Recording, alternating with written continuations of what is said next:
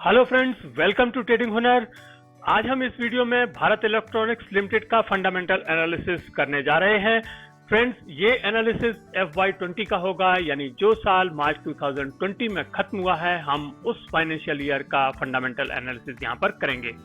इसके लिए हम पाइथागोरस की स्कोर की मदद लेंगे, और पाइथागोरस की स्कोर के बारे में यदि आप नहीं जानते हैं तो कोई प्रॉब्लम की बात नहीं, क्योंकि मैं इसमें एक्सप्लेन करता चलूंगा ताकि आप भारत इलेक्ट्रॉनिक्स लिमिटेड का पाइथागोरस की स्कोर भी जान जाएं और साथ में पाइथागोरस की स्कोर के बारे में समझ भी जाएं। यहाँ पर मैं आपको इतना बता दूं कि पाइथागोरस की स्कोर की शुरुआत प्रोफेसर जोसेफ पाइथागोरस की, जो कि स्टैनफोर्ड यूनिवर्सिटी में अकाउंटिंग के प्रोफेसर थे, उन्होंने इसकी शुरुआत की और आज ये टूल दुनिया के सभी फंडामेंटल एनालिस्ट यूज करते हैं।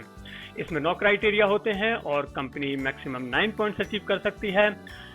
यदि कोई कंपनी 7, 8 या 9 का स्कोर अचीव करती है तो वो एक स्ट्रॉन्ग फंडामेंटल वाली कंपनी कहलाती है, लेकिन यदि कोई कंपनी 4, 5 या 6 का स्कोर अचीव करती है तो वो कंपनी एक एवरेज फंडामेंटल वाली कंपनी कहलाती है। हालांकि जो कंपनियां 0, 1, 2 या 3 ही अचीव कर पाती हैं, हमें उनमें इन्वेस्ट करने से बचना चाहिए, क्योंकि वो कंपनियां फंडामेंटली पुअर कंपनीज होती हैं। तो फ्रेंड्स, ये एनालिसिस हम करेंगे 3 राउंड्स में, क्योंकि हमको 9 क्राइटेरिया लेने हैं और ये 9 क्राइटेरिया 3 राउंड्स में होंगे। सबसे पहला राउंड होगा प्रॉफिटेबिलिटी का, दूसरा लीवरेज का और तीसरा ऑपरेशनल एफिशिएंसी का। इन तीनों राउंड के बाद में फ्रेंड्स हम देखेंगे ग्रे एरिया, जैसा कि आप अपनी स्क्रीन पर देख रहे हैं, और ये ग्रे एरिया में हम उसके बारे में बात करेंगे कि कंपनी कहां पर पॉइंट लेने में चूक गई है, यानी वो ऐसे कौन से एरियाज थे जो कंपनी अचीव कर सकती थी, और हम आपको बताएंगे डाटा के साथ में कि कंपनी ने कहां पर अपनी चूक की और जिसकी वजह से उसका फंडामेंटल जो स्कोर है वो कम रहा है। तो वो सब हम बात करेंगे अपने ग्रे एरिया में, इसलिए आप इस वीडियो को पूरा देखिएगा, शुरू से लेकर अंत तक देखिएगा, और यहाँ पर आपको पता चलेगा कि कंपनी का फंडामेंटल स्कोर है वो किस तरह से बढ़ सकता है या कम हो सकता है। फ्रेंड्स, अभी हम अपनी स्क्रीन पर हमारा डिस्क्लेमर देख रहे हैं, जो आप हमारी वेबसाइट www.tradinghunar.com पर भी देख सकते हैं। तो आइए शुरू करते हैं हम भारत इलेक्ट्रॉनिक्स लिमिटेड का फंडामेंटल एनालिसिस FY20 का। यहाँ पर हम सबसे पहले लेंगे राउंड 1, जिसमें हम लेंगे प्रॉफिटेबिलिटी, जिसमें है 4 क्राइटेरिया। आइए देखते हैं वो कौन कौन से क्राइटेरिया हैं। सबसे पहला क्राइटेरिया है पॉजिटिव नेट इनकम। हमें ये देखना है कि करंट ईयर में कंपनी की जो नेट इनकम है वो पॉजिटिव है। तो फ्रेंड्स, यहाँ पर हमने जो डाटा आपको दिखा रहे हैं, यहाँ पर 2 कॉलम है। पहला कॉलम है मार्च 2020 का, दूसरा कॉलम है मार्च 2019 का, यानी प्रीवियस ईयर का। अभी हमें ये देखना है कि करंट ईयर में इसकी जो नेट इनकम है वो पॉजिटिव है या नहीं है। तो हमें केवल पहले वाले कॉलम से ही मतलब है। हमने चेक किया कंपनी का जो नेट प्रॉफिट है वो एक पॉजिटिव फिगर है और 1792.63 करोड़ का इसका नेट प्रॉफिट आया है। तो यहाँ पर कंपनी इस कंडीशन को फुलफिल करती है और हम कंपनी को देते हैं 1 पॉइंट। अब हम आगे चलते हैं और देखते हैं अपने दूसरे क्राइटेरिया को। दूसरा क्राइटेरिया हमारा कहता है पॉजिटिव रिटर्न ऑन एसेट। हमें ये चेक करना है कि कंपनी का जो रिटर्न ऑन एसेट है वो पॉजिटिव है या नहीं। यदि पॉजिटिव होगा तो कंपनी को 1 पॉइंट और मिलेगा। हमने कंपनी के डाटा को चेक किया और हमने यहाँ पर देखा कि जो रिटर्न ऑन एसेट है कंपनी का मार्च 2020 में वो है 7.49, जो कि पॉजिटिव फिगर है। 7.49% लाने के बाद में कंपनी को 1 पॉइंट और मिलता है और कंपनी को हम 1 पॉइंट यहाँ पर देते हैं। तो अब तक 2 क्राइटेरिया और 2 पॉइंट। चलते हैं अपने तीसरे क्राइटेरिया में। तीसरा क्राइटेरिया कहता है पॉजिटिव ऑपरेटिंग कैश फ्लो। हमें ये पता करना है कि कंपनी का जो ऑपरेटिंग कैश फ्लो, या जिसे हम कैश फ्लो फ्रॉम ऑपरेशंस कहते हैं, वो पॉजिटिव है या नहीं है। तो इसके लिए हम कंपनी की वेबसाइट में गए और वहां से हमने इनका cash flow from operating activities download किया, और जैसा कि आप यहाँ पर स्क्रीन में देख रहे हैं, ये चूंकि लैक्स में फिगर है, लेकिन जब मैं इसको करोड़ में कन्वर्ट करता हूँ तो ये हो जाता है 2570.41। तो कंपनी ने 2570.41 करोड़ का जो ऑपरेटिंग कैश फ्लो जनरेट किया है। तो यहाँ पर एक पॉजिटिव फिगर है, इसलिए हम यहाँ पर कंपनी को देते हैं 1 पॉइंट। अब हम आते हैं अपने चौथे क्राइटेरिया में। चौथा क्राइटेरिया थोड़ा सा ट्रिकी है और ये कहता है कि cash flow from operations should be greater than net income, यानी जो हमारा कैश फ्लो फ्रॉम ऑपरेशंस जो अभी तक हमने क्राइटेरिया 3 में देखा था वो क्राइटेरिया 1 वाले पॉजिटिव नेट इनकम से ज्यादा होना चाहिए। तो हमें ये कंपैरिजन यहाँ पर करना होगा और हम ये कंपैरिजन यहाँ पर करेंगे। तो हमने देखा कि जो इसका नेट कैश फ्रॉम ऑपरेशंस है वो है 2570.41 करोड़, जबकि इनकी नेट इनकम थी वो थी 1792.63 करोड़, जैसा कि आप अपनी स्क्रीन पर दोनों फिगर्स को देख रहे हैं। तो हम यहाँ पर क्लियर हो जाता है कि इनका जो कैश फ्लो फ्रॉम ऑपरेशंस है वो नेट इनकम से ज्यादा है और जो ये कंडीशन को फुलफिल करने के लिए जरूरी था। तो यहाँ पर कंपनी को मिलता है 1 पॉइंट और प्रॉफिटेबिलिटी में कंपनी को हो जाते हैं 4 पॉइंट्स। इस प्रकार से हमारा पहला राउंड कंप्लीट होता है और पहले राउंड में कंपनी को मिलते हैं 4 पॉइंट्स और कंपनी का जो स्कोर हो जाता है वो हो जाता है 4। तो आपने देखा पहला राउंड। अब हम आते हैं अपने दूसरे राउंड में जो है लीवरेज का पॉइंट राउंड, और इस राउंड में है हमारे पास 3 क्राइटेरिया। चेक करते हैं वो कौन कौन से क्राइटेरिया हैं। फ्रेंड्स, ये राउंड है लीवरेज और लिक्विडिटी का।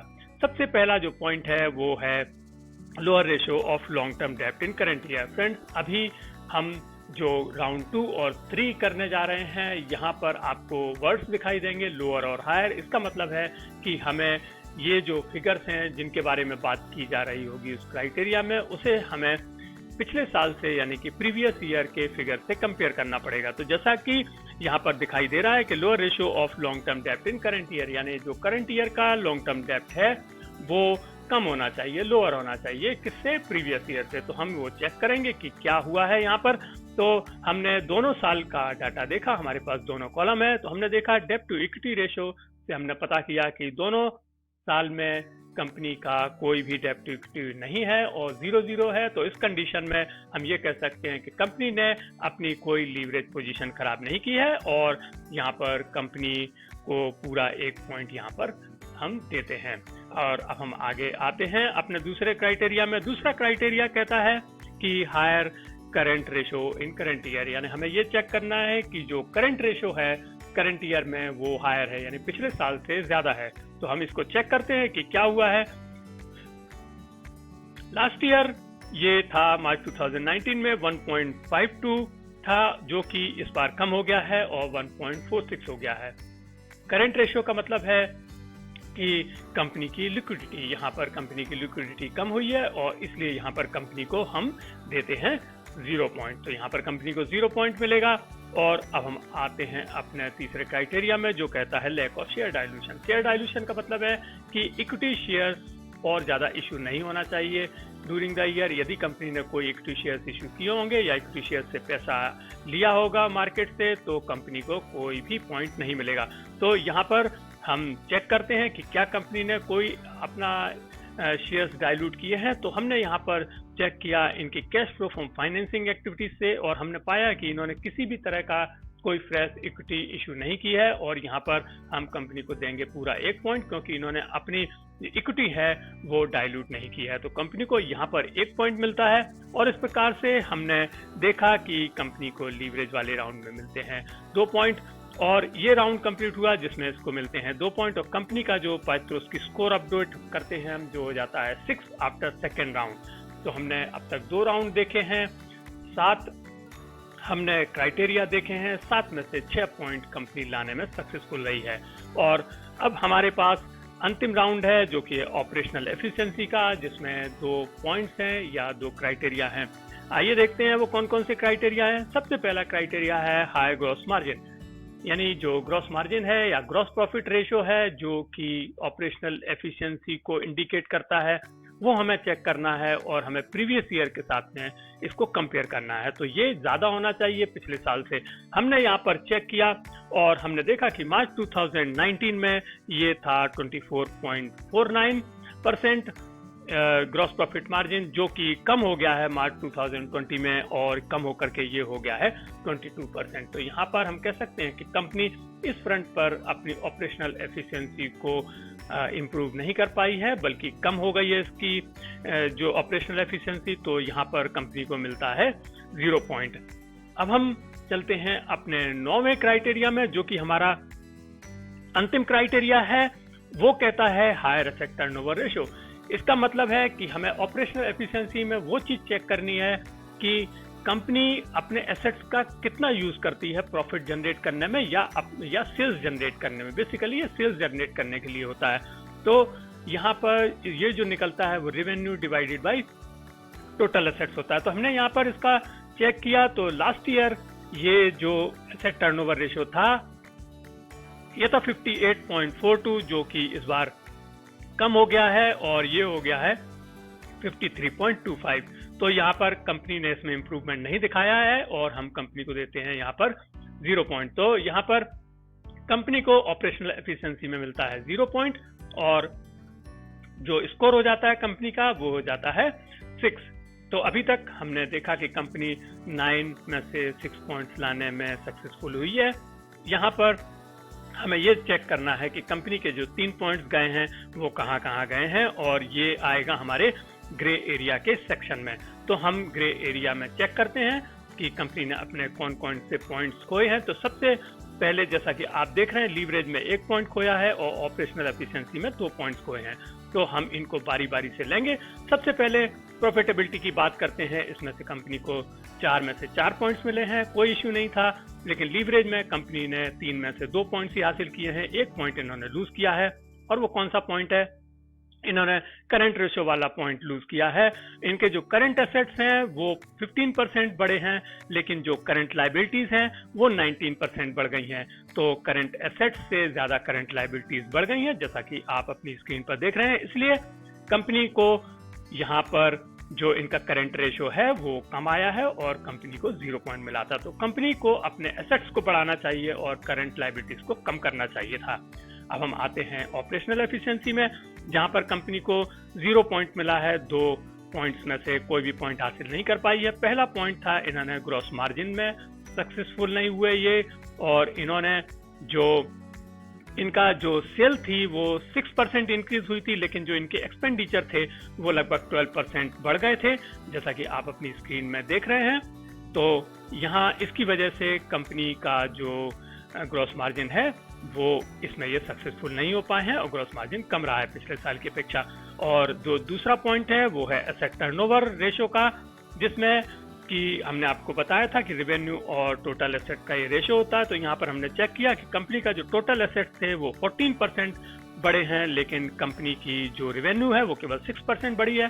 जैसा कि आप अपनी स्क्रीन में देख सकते हैं कि टोटल एसेट्स इनके 20,820 से बढ़ करके 24,348 हो गए हैं, जो कि 14% इंक्रीज है। लेकिन जो इनकी रेवेन्यू है वो 12,164 करोड़ से बढ़ करके 12,967 करोड़ हुई है, जो कि 6% है। तो इस वजह से कंपनी ने यहाँ पर भी 1 पॉइंट लूज किया है। तो इस प्रकार से हमने देखे कंपनी के ग्रे एरियाज, तीनों ग्रे एरियाज हमने देखे हैं। फ्रेंड्स, आपको ये वीडियो कैसा लगा? यदि आपको वीडियो अच्छा लगा हो तो प्लीज लाइक कीजिएगा और शेयर कीजिए, और यदि आपने अब तक हमारे चैनल को सब्सक्राइब नहीं किया है तो प्लीज हमारे चैनल को सब्सक्राइब कीजिएगा और बेल आइकन को प्रेस कीजिए। Thank you.